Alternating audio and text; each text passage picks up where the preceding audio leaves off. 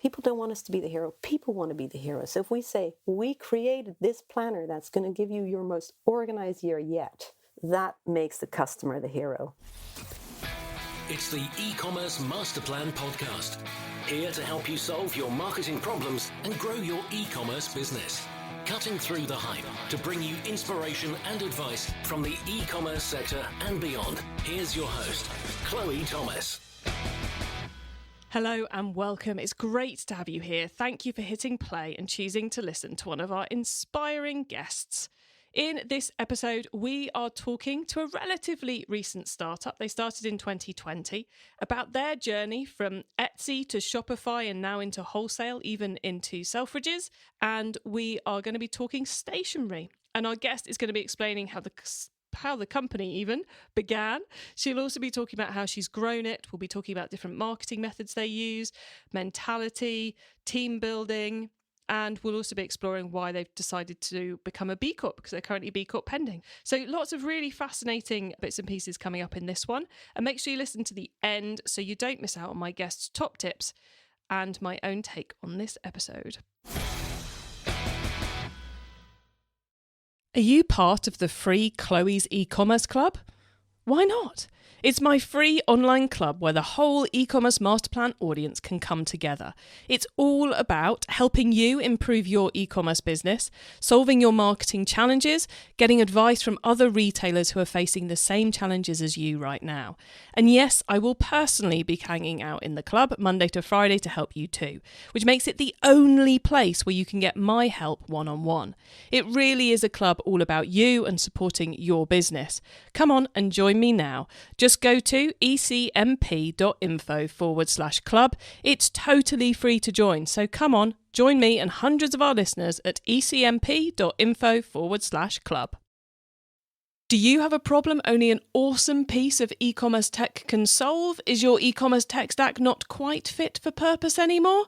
Then you should check out the latest addition to the e-commerce master plan family. E-commerce tech. Yes, we've got a new person in the clan, or a new website rather in the clan. It's a website where you can explore the latest and best technology on offer. We're going through a hugely changing time in the tech landscape at the moment, and if you want to be bringing the best results you can in your business, then you need to be on top of what's going on in tech. Head to the e-commerce tech website and sign up to our email updates via ecmp.info/tech. That's ecmp.info/TECH. So ecmp.info/tech to find out all the best tools for your e-commerce store. And now to introduce our special guest. Michele Ferron is the founder of the fully bootstrapped company Once Upon a Tuesday, selling calendars and planners for design lovers. Founded in 2020, Once Upon a Tuesday now sells via their Etsy store, Shopify store and Wholesale. They're on track to hit £1 million in annual sales this year and have a growth rate of 100% year on year, so hugely successful. Hello, Michele. Hi, Chloe. Congrats, massive congrats on taking a stationery startup to $1 million in just a few years. It's a very crowded marketplace, I would imagine. Yes, it is. It is. There is a lot going on, but I think there's changes happening in the marketplace. So, yeah. We may well come back to that later. But first off, let's find out a bit more about you. How did you end up in e-commerce? Sort of by accident. I grew up in the Caribbean, which is my sort of weird accent, in retail. So I watched my parents build a business from their back bedroom into sort of a big retailer across the Caribbean. So it's always been in my blood. And then when I moved to the UK, I randomly started an online store and sort of built it with a developer. So learned a lot that way and just tried it. I had no experience, didn't know what I was doing.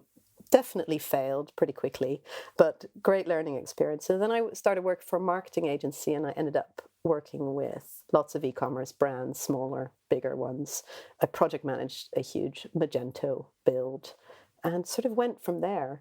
And then during 2020 in lockdown, I started Once Upon a Tuesday, also completely by accident. But it was great because it was a sort of combination of all my skills that I had over the years in all those different areas of work. So you say you started the business by accident. How did that happen? I lost a number of clients due to sort of the pandemic, and I was looking for a calendar, and particularly a birthday calendar, which is very Dutch. Every Dutch household has one. So I designed one, and I printed sort of 10 at a local printer, and I popped them on Etsy. I sold 7 overnight. I was like, okay, this is interesting. This is a thing.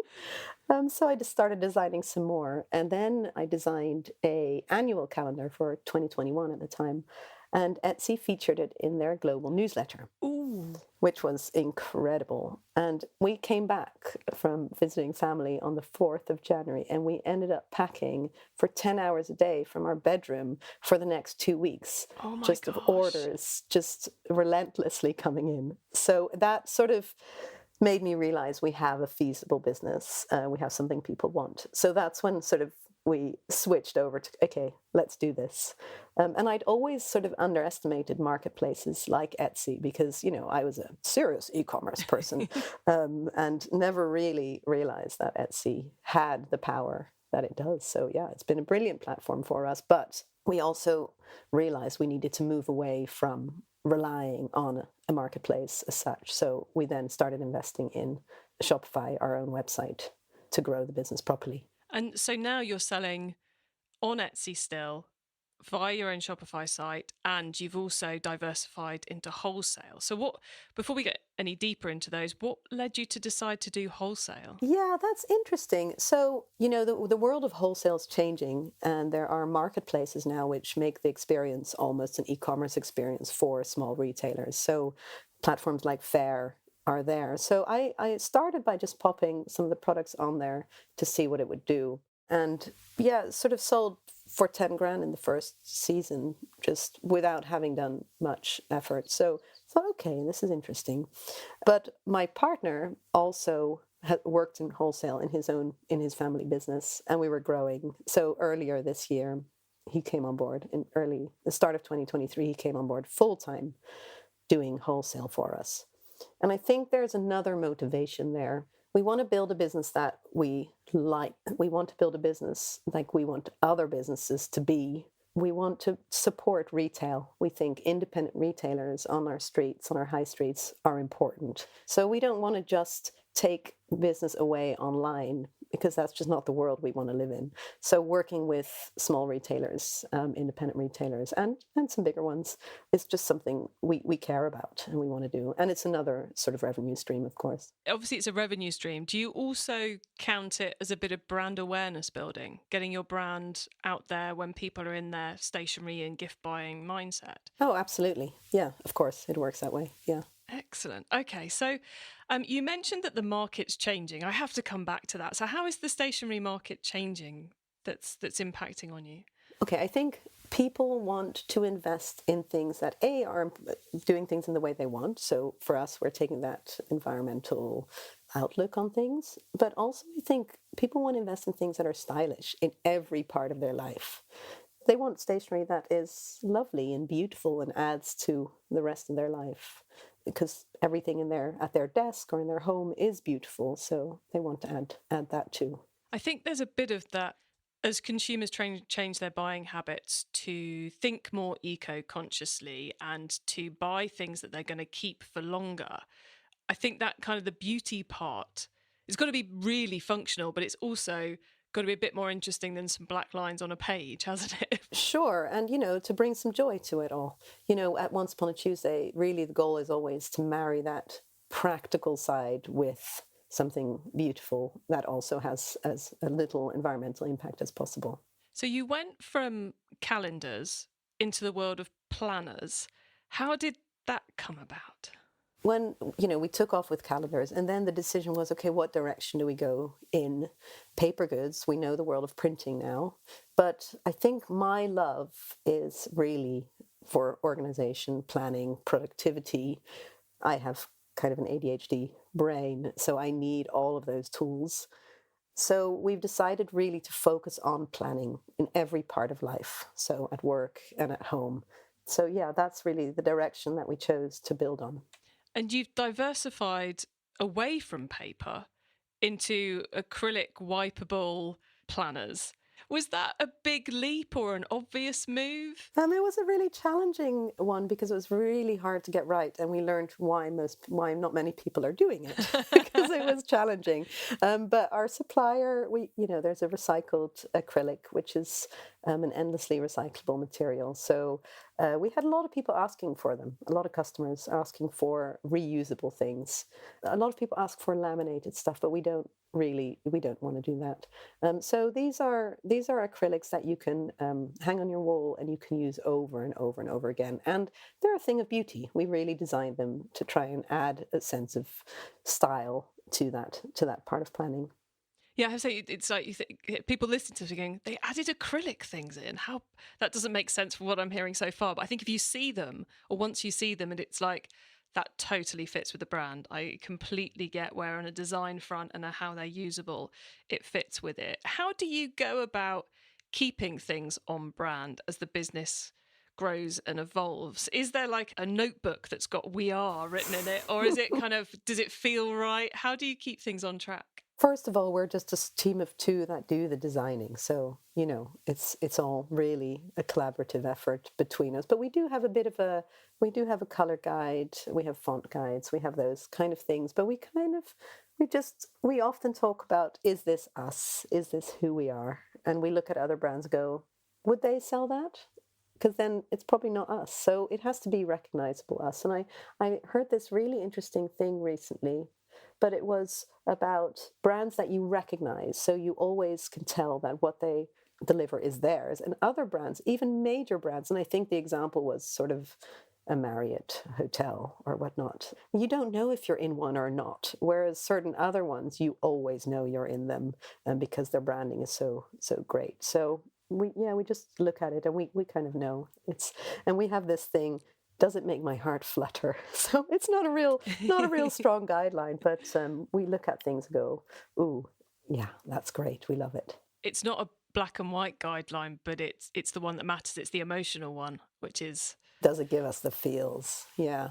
And I think from what we design, we try and design stuff that we would use ourselves. That's the real goal. So, and we designed some really niche products. So we came up with one. It's the co-parenting calendar, because I have two daughters with an ex-partner who go between houses. So I designed a calendar that would be usable for them to show them at which house they'd be. So for children with two homes. Oh, excellent. When you're selling online rather than in a physical shop, there's plenty of scope for creating the more niche product without it needing to take up the shelf space.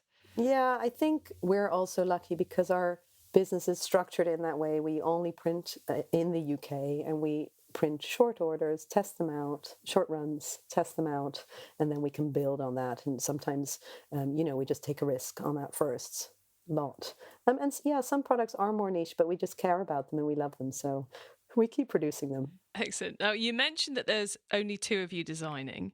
What does the wider team look like? Because when you're doing short orders, that's that bit extra work to do on the ordering front. You're managing three very different sales channels across Etsy, the website, and the wholesale side of things. So what does the team look like now? Yeah, so we actually have a few more sales channels. We also sell on the high street and Fair and a few other platforms. But sure, it's a lot to manage. So Angus, my partner, he looks after our retailers, takes care of the wholesale. He also does a lot of operational side and finances, manages the cash flow, which I'm very happy about. And then, we have a designer. We have a studio assistant who is also customer service that sort of changes throughout the year as we're sort of quite seasonal still. And she gets involved in all sorts of stuff like PR and uploads all the products when it's the customer services drops, that's when most of the products get uploaded. So she has a sort of mixed role, and she's also incredibly capable. So that's great. And then we've got two people in our warehouse, and a couple of weeks, or when this airs, we will have got a new buyer on board who will do product development and buying, especially, for that short run stuff, and working with printers around the country to find new materials, innovative materials, and the right prices and the right environmental credentials and things like that. So we're very excited about having her on board. Very exciting. And you mentioned seasonality there as well, as you also just referred to. Right now, we're recording this in mid November, just pre Black Friday and the big Christmas seasonal push, I suppose. And then this is going out towards the end of December, where I'm going to guess you've got potentially an even bigger peak, which is your calendar peak, the very first peak you ever had. Because you do a lot of calendars and diaries, don't you? So does that give you a longer sales period over the average kind of gifty focused business? Yeah, so we do dated products, which a lot of people steer away from because it's risky managing the stock on that. But again, the business is set up to manage that really, really well. So we actually end up with very little overstock. And also that's where wholesale and retail work beautifully together in the dated world, because we stock up for wholesale, and what we don't sell for wholesale, that goes into the e-commerce and so forth. So that works incredibly well. Yes, after Christmas, the peak is still going very strong for us. Absolutely. Calendar season is here. Absolutely. And it's great because it's when the ad space clears up. But it's a risky space. It's hard to do that dated game well. Yeah, tricky because you could quite easily get left with a lot of paper that's not much use to anybody. Yeah, exactly. On your website, there's quite a big section about collaborations and affiliates, which I thought was rather fascinating. So is that a big part of the marketing mix at the moment, collaborating with other people to create products, to expose it to their audiences, or on the affiliates and the influencers side? So it's something we started this year. You might know Shopify have opened a collabs channel. We thought we'll give that a try, and the same on TikTok. There's a route there to do that through their platform. And affiliates, we joined the AWIN affiliate platform to give that a try. We have also collaborated with artists, so we want to do more and more of that because that's really brilliant. It's a licensing, a traditional kind of licensing setup collaboration, and there's so many amazing artists out there. And as we grow, we get a chance to bring them in front of lots of buyers. So that's exciting. But as a small business, I think collaboration is a key for growth. Absolutely, yeah. And I guess given your short run focus on things, it makes it easier to take a punt on a collaboration and see if it works out, because you're not committing to 100,000 units, you're committing to a much smaller number, so you can test people out a bit more. Absolutely. That's the great thing about it. Although, as we get more data, we're really getting quite clear on what people like. So the product optimizations coming in as you get to know the customer better. Yeah, we listen a lot. We do surveys for every dated product, different surveys every year. We have 5,500 5-star reviews on Etsy, which is just incredible. And it's sort of pinch me every time I look at that. And when we do our weekly meet on a Monday, one of the team puts some of the reviews in, and I keep saying, you must also put negatives in there because those are opportunities to learn. And she's like, we don't have any. Oh gosh, yeah. So it's pretty incredible. A nice situation to be in, but yes, like you say, slightly frustrating because you kind of you want some of those negative feedback so you can improve things further. No, we do get them sometimes, of course, and we try and learn from them. But it's quite amazing so far. We've kind of talked about it briefly, but not in a lot of detail. But the eco credentials of everything you're doing are very important to you. They're even so important that you are currently sitting in the B Corp verification queue, which is I imagine an exciting and a nerve-wracking but bit frustrating place to be. What led you at this early stage in the business to decide you wanted to go through the B Corp verification process? And what do you think that's going to bring to the business in the future? So first of all, I think it's always been important to me. And it's not just the eco side, the sustainability side. It's really just about building a business that looks like a business that I want other businesses to look like, that I want all the businesses in the world to look like.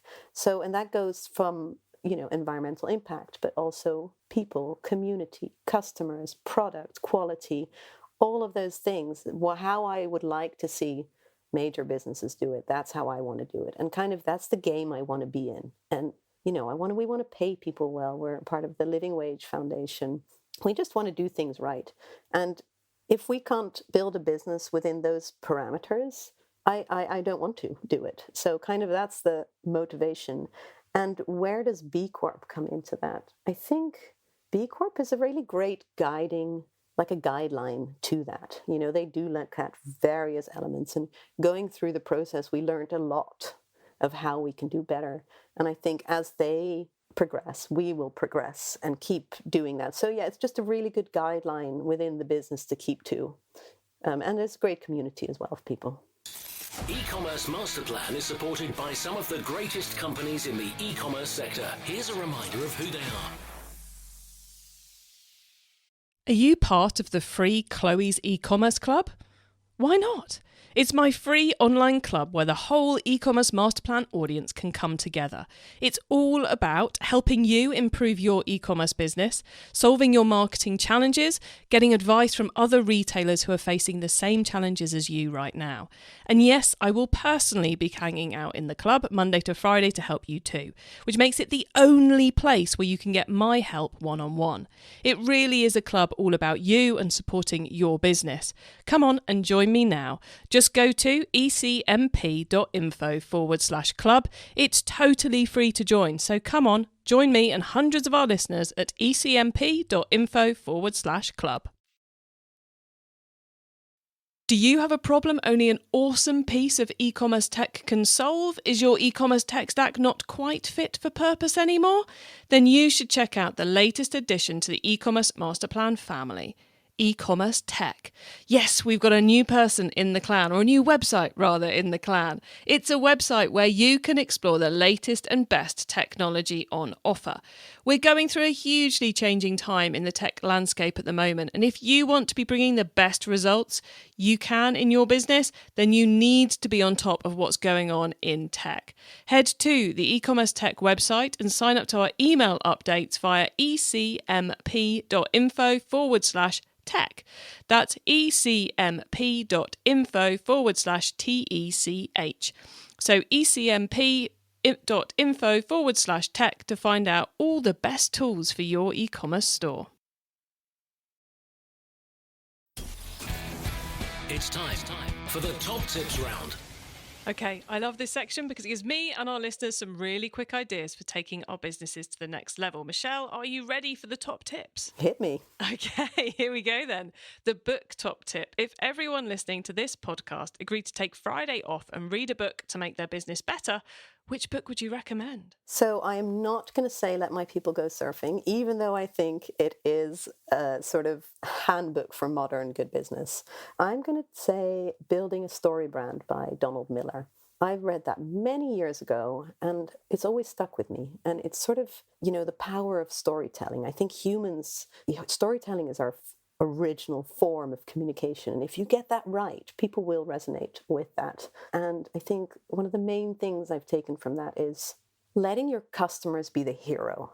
And I see a lot of brands really don't get this right. We would never say this planner is the best planner on the market, because that makes us the hero. We're not interesting. People don't want us to be the hero. People want to be the hero. So if we say, we created this planner that's going to give you your most organized year yet, that makes the customer the hero.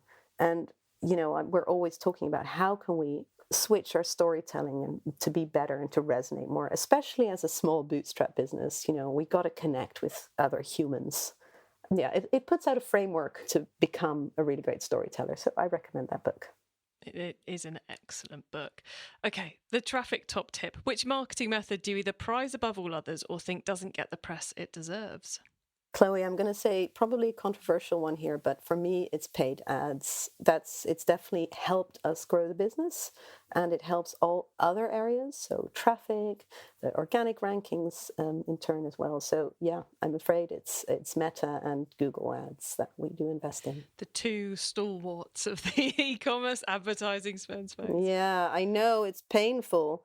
It's painful, but it's, I go between thinking, okay, these really big conglomerates, it's painful to give them money, but on the other hand, they're also giving small businesses like ours the opportunity to get the word out on a global level at a price. But it definitely works. Yeah, if I think back to when my career started, when Google Ads was just starting to be a thing, and the opportunity it gives to smaller brands to get exposure. Well, I mean, back in the day, it was Well, amazing yeah. because you had so much more insight and so much more reach. And yeah. Yeah, but like, what would you do as a tiny brand before that to get started with a small budget?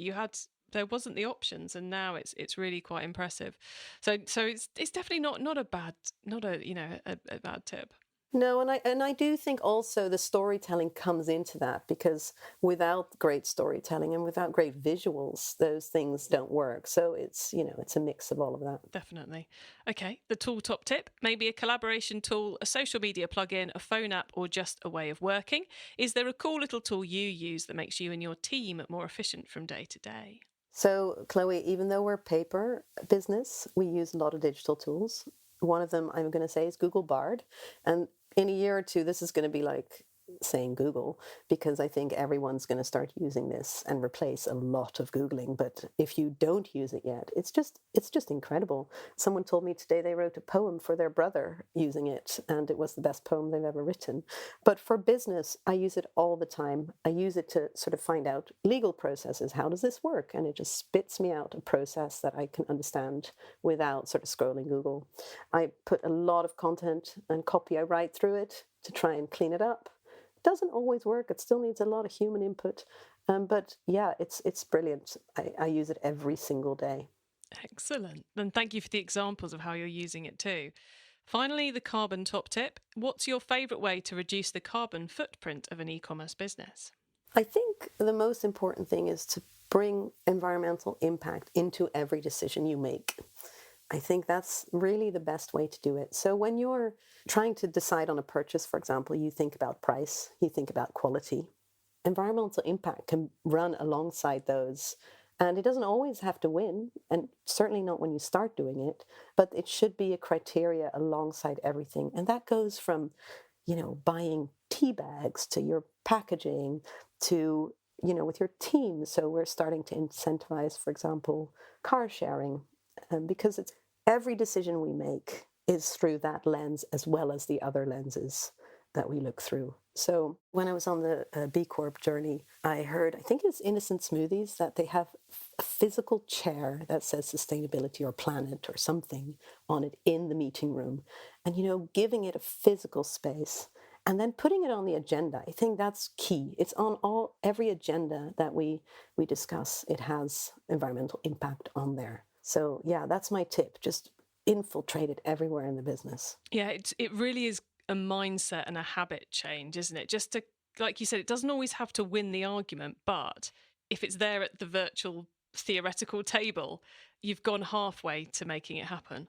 Yeah, and it needs to be everyone's job.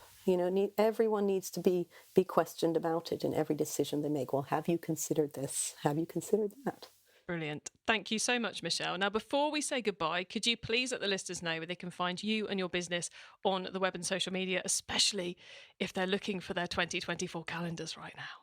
Yeah, time to get those calendars. And, it doesn't happen if you don't put in the calendar. So we're onceuponatuesday.co.uk, and on social media, Instagram is where we're most active at @onceuponatuesday_. And we're also on TikTok. And so please give us a follow, because that's really slow burner so far. Brilliant. And I think, Michele, you've got a special offer for listeners as well, haven't you? Yes, there's a 10% off code using Masterplan. Easy as that, everybody. Go get your calendars. And you do ship worldwide, I think, don't you? Yeah, we ship everywhere that is shippable. Brilliant. Well, look, Michele, thank you so much for being on the e-commerce Masterplan podcast. It's been a real pleasure chatting with you. And thank you so much for sharing so much with us. Thank you for having me. So I guess for me, my biggest takeaway, which admits some of my own biases here, I would have thought, oh my God, another planning stationery business, that's never going to go anywhere. But clearly there's still space even in the stationery and calendar and planners market. And how fascinating talking to Michele there, the way in which they are being very decisive about the things they're doing in the business and the steps they are taking to grow. Bringing on the business partner who knows how to do the wholesale, focusing on keeping their design criteria just right. Does it create that flutter? Is it really something we should be doing? Across the board, working on partnerships and collaborations, the right hiring approaches. Just really, really clever, I think, the way they're evolving the business. And I think they're one we're going to be hearing a lot more from in the future. The timing for this, we don't try and put these podcasts out at particularly good times for our guests, but now has to be a good time for me going, it's time to get your calendars for 2024, everybody. So head to onceuponaTuesday.co.uk, use the code MASTERPLAN to get 10% off. Now you can get our notes from this episode, including those top tips and links to what we've mentioned, by heading over to ecommercemasterplan.com/podcast, or use our direct to episode short links. Just put ecmp.info/ the number of this episode into the URL bar, and you'll be redirected straight to the correct episode page. When you get to the website, you can also add yourself to our email list so you don't miss out on any of the many other things I share to help you improve your business. And if you liked this episode, then make sure you check out episode 170, which is all about running a subscription stationery box, and thus is quite similar in some ways to this episode. And you can find all our startup episodes at ecmp.info/startup. Thank you for tuning into this and every episode of the E-commerce Masterplan podcast. You are listening carbon guilt-free because this is a carbon positive podcast, which means we bought the carbon credits to offset all our production, distribution, and you lot listening to it too. So you've just listened to this episode and all our episodes carbon guilt-free. So binge away. Now, I bring you a new interview every week because I want to inspire and help e-commerce business owners like you to succeed and thrive with your businesses, including progressing along the path to net zero and becoming more sustainable. So if you know someone this show can help, please tell them to listen to the E-commerce Masterplan podcast. I hope you have a brilliant week, and don't forget to keep optimizing. Thank you for listening to the E-commerce Masterplan podcast. Find out more at ecommercemasterplan.com/podcast.